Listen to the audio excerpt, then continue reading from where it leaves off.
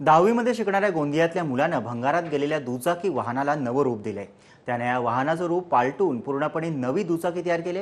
आदिवासी भागातल्या 16 वर्षाच्या मुलाच्या कल्पकतेचा पाहूयात एक विशेष रिपोर्ट।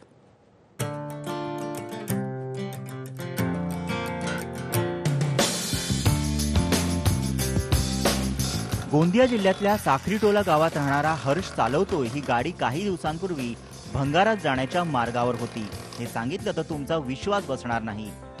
10वी मध्ये शिकणाऱ्या हर्षच्या वडिलांची ही जुनी लुना, पण ती वापरात नसल्यानं अडगळीत पडली होती। ही लुना भंगारात टाकण्यापेक्षा नवी गाडी तयार करावी असा विचार हर्षनं केला। त्यानं सुरुवातीला दुचाकीचं ड्रॉइंग तयार केलं, नंतर वेगवेगळे पार्ट्स बदलले, त्यानंतर डबल सीट असलेल्या लुनाचा सिंगल सीट मध्ये बदल केला आणि त्याच्या या अनोख्या गाडीचा जन्म झाला।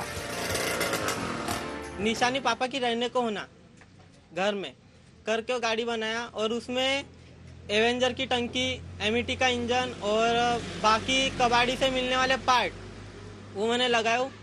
ये पहले 50 सीसी की थी, यानी 50 क्यूबिक सेंटीमीटर, और अभी 80 क्यूबिक सेंटीमीटर की हो गई है। जैसे हमने गाड़ी को लुक दिए उस हिसाब से उसको स्पीड भी होना था। अगर पहले हमने इसमें एमईटी का इंजन लगाए 80 सीसी का, और अभी 60 to 70 स्पीड में चलती है।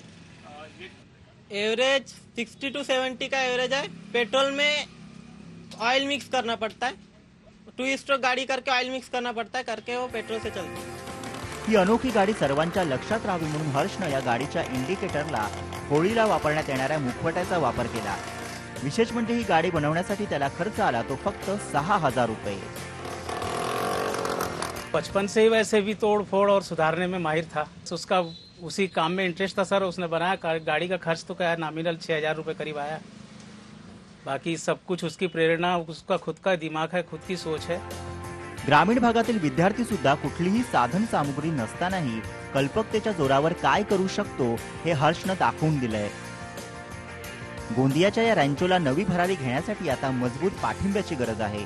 ओमप्रकाश सपाटे, साम टीव्ही, गोंदिया।